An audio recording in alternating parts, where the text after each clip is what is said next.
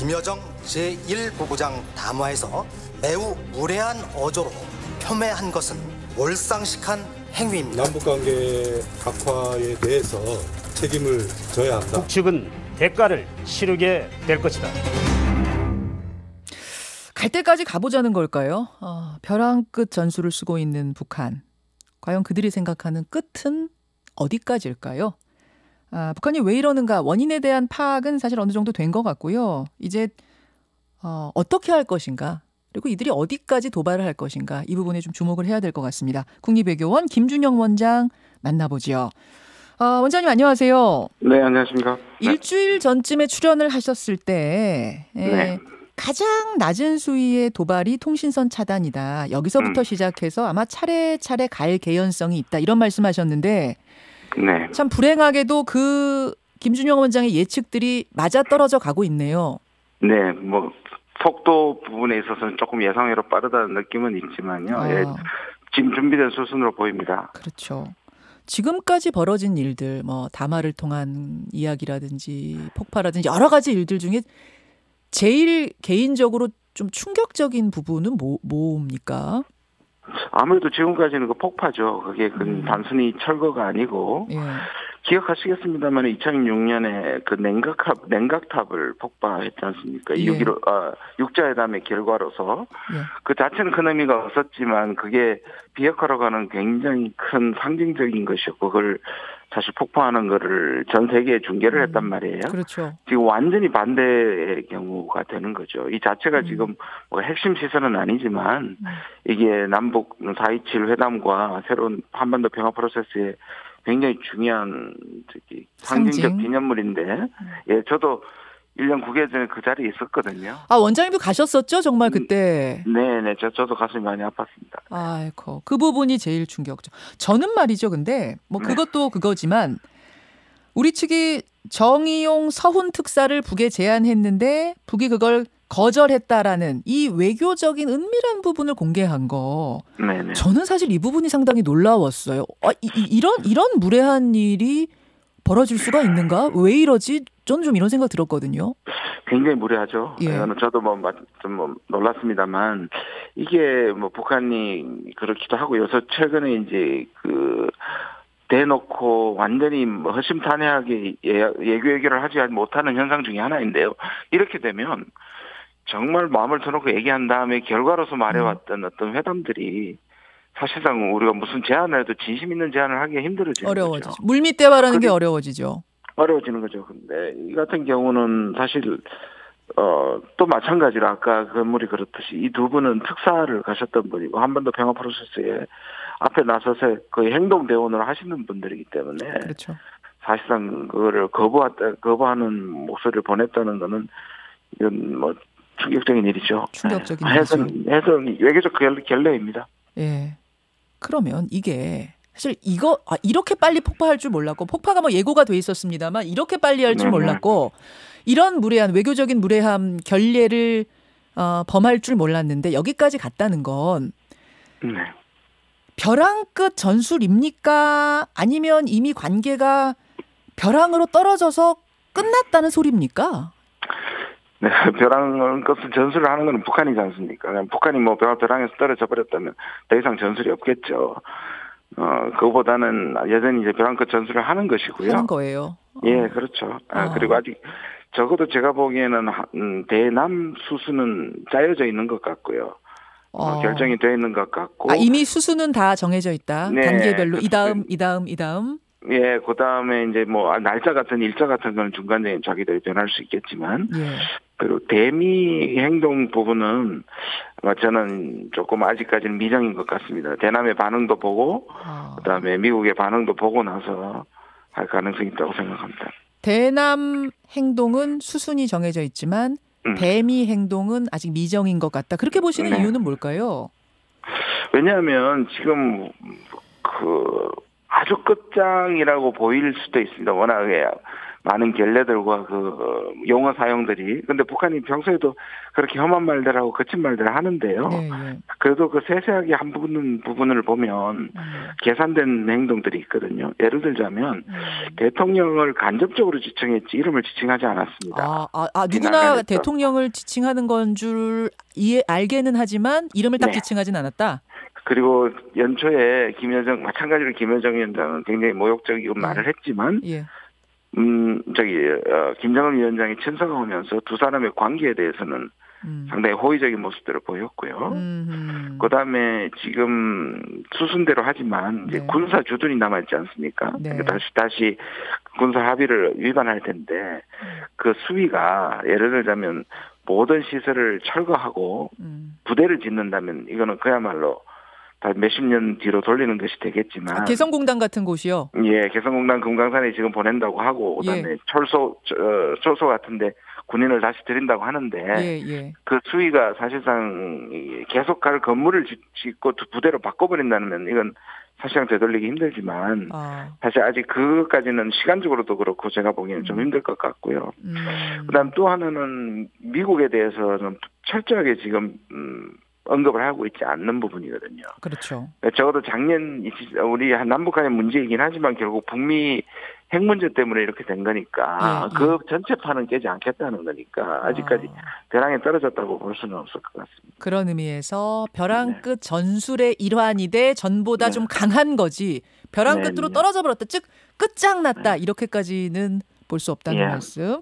제가 이 질문을 왜 드렸냐면은 정세현 전 장관 같은 경우에는 겨울이 왔다 이러시더라고요. 겨울이 왔다. 그래서 그 말이 그러면은 이게 끝이라는 말씀인가? 이런 생각이 좀 들어가지고 질문을 그 말에 김준일 원장. 빗댄다면 뭐 한겨울은 아닌 것 같고요. 겨울 초겨울인 것 같습니다. 그나마 좀 위로가 됩니다. 예, 초겨울이다. 아직 판을 깬 건 아니다. 네. 그러면 미국은 왜 가만히 있는가? 이 부분 질문을 좀 드릴게요. 그 트위터 열심히 하는 트럼프 대통령이 트위터에 한마디 쓰지 않고 있고 지금 여러 인터뷰, 여러 언론을 통해서 이야기할 기회가 있었지만 오늘 아침까지도 단 한마디 언급이 나오지 않았습니다. 이건 또 무슨 신호일까요? 일단 전체적으로 보면요. 이게 북한 땅에서 일어난 일이고 이게 북미 공동연락사무소가 아닌 거죠. 물론 이제 그렇다고 하더라도 사안의 중요성에 비하면 말을 해야 하지만 사실상 그 수위 조절이 쉽지 않을 겁니다. 특히 제가 보기에는 트럼프 대통령이 굉장히 고민을 할 것 같은데 왜냐하면 벌써 나와야 했어요. 아니 트럼프 대통령 스타일상 벌써 뭐라도 트위터 날렸을 것 같은데 안 나와요. 예, 트위터 자체를 안 하는 게 아니고 지금 트위터를 계속 하고 있음에도 불구하고 이 이슈를 안 한다는 건 의도적으로 안 하고 있는 것이고 그건 굉장히 고민하고 있다는 겁니다. 근데 따지고 보면 고민할 만하죠. 왜냐하면 트럼프 대통령은 11월까지 안 그래도 지금 자기가 몰리고 있는데 북한 문제는 현상 유지하고 관리하고 가고 싶은데 이 물리적으로 사실상 북한은 존재감을 누구 마음대로 11월까지 그냥 가냐는 메시지를 보내는 거거든요. 그랬을 때 자기의 존재감을 날렸을 때 이거를 강하게 받아치면 북한하고 상승작용을 일으켜서 지금까지 자기가 최고의 실적이라고 얘기하고 있는 실험과 미사일 발사를 해버릴 수가 있지 않습니까? 그렇죠. 그렇게 되면 여기에 대한 부담이 되는 거고. 그리고 이거를 괜찮다. 뭐 단거리 미사일을 발사할 것처럼 용인을 해버리면 그것 또한 국내적으로는 역풍을 받게 되기 때문에 굉장히 그 톤을 고민하기가 굉장히 힘들 것 같고요. 제 생각에는 지켜보는 것 같습니다. 다른 사람들이 먼저 말하고 전체 분위기를 보고 전체판을 보고 얘기를 할 수도 있고 하더라도 굉장히 어정쩡하게 말할 가능성이 있고 아니면 아예 없었던 일로 그냥 지나갈 수도 있다고 생각합니다. 그럼 미국도 지금 눈치 보고 있고 북한도 미국은 어떻게 할까? 미국에 대해서는 어떻게 할까? 눈치 보고 있고 서로 그런 상황. 그렇죠. 그런 상황에서 우리만 가지고 이러는군요, 지금. 근데 이것이 결국은 북미가 풀어야 하는데 뭐 아무리 선거가 있고 쉽지 않겠지만 적어도 이 평화의 메시지는 이런 일 쪽으로 가서 안 된다는 얘기 정도는 트럼프나 미국을 통해서 나왔으면 좋겠다는 것이 제 생각인데 쉽지는 않을 것 같습니다. 트럼프는 지금 최고 관심사이자 뭐 유일한 관심사가 자신의 재선 문제일 테니까. 그것도 자기가 스스로 유리하지 않다고 생각하는 것 같아요. 굉장히 조급해 보입니다. 그렇죠. 그런 상황이어서 그런 단속 메시지, 경고 메시지조차 나오지 않고 있는 것이다. 아까 뭐 미국에 대해서는 미정이지만 우리 남한에 대해서 한국에 대해서는 이미 수순이 정해져 있다고 하셨어요. 그럼 다음 수순은 뭐가 될 거라고 보십니까? 이미 뭐 군 참모 쪽에서 이제 발표를 했지 않습니까? DMZ에 이제 군사를 재배치를 하고 그 다음에 이제 대남 비라 살포를 하겠다는 것인데.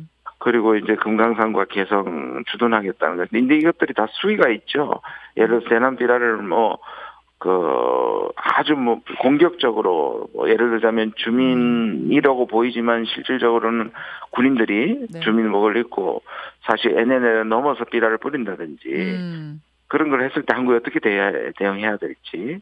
그다음 말씀드린 것처럼 어느 정도 규모급 지금 연대급을 오겠다고 하는 건데 당장에 그 시설을 이용해 가지고 거기 민간 시설에 와서 진주를 할 것인지 임시 막사를 그냥 천막을 칠 것인지 이런 것들이 이제 수위가 다 있겠죠. 금강산 시설 너절하다고 표현했던가요? 보기 싫다는 얘기는 여러 번 했잖아요. 네네. 근데 그 시설을 그냥 이렇게 테이프 붙이는 정도로 할 건지 아니면 진짜 이번에 폭파하듯이 또 다이너마이트로 폭파할 건지 이런 수위들이 다 다르다는 얘기군요. 예, 그렇습니다. 제가 폭파하라고 보이지는 않는데 왜냐하면 이제 기본적으로 그 부분에 있어서 이제 북중 사이에 중국의 협조에 의해서 관광 사업을 아마 한국은 이제 기대를 접고 그런 차원에서 나온 얘기이기도 하기 때문에 저는 지금 생각에는 그것들을 다 예를 들어서 다 폭파해버리고 처음부터 다 짓는다는 게 지금 북한 내부의 상황도 그렇고 그것도 시간이 수년이 걸릴 거 아닙니까? 그렇게 보면 지금 하진 않을 거다. 나중에 이게 이제 계속 단계적으로 가서 항구적 시설로 만약에 가게 되면 그거는 지금은 당장은 아닐 거라고 보여집니다. SLBM 말씀하십시오. 네, 말씀하십시오. 네. SLBM 얘기를 좀 여쭈려고 했어요. 잠수함 발사 탄도미사일 이게 제일 우려스럽다라고 국정원 출신 김병기 의원이 어제 말씀하셨더라고요. 이거 어떻게 보세요? 이 정도 가능성이 있습니까?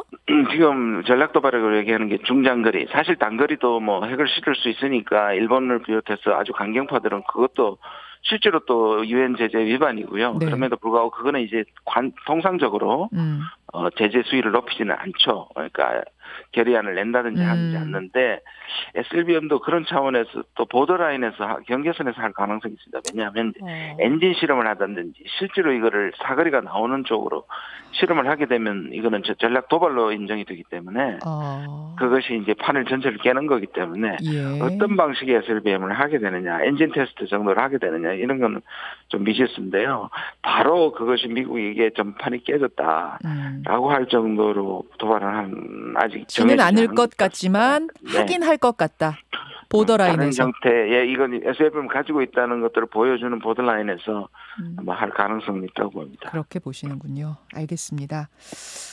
참 돌파구가 안 보여서 인터뷰를 계속하면서도 우리가 답답한 생각이 들 수밖에 없는데요.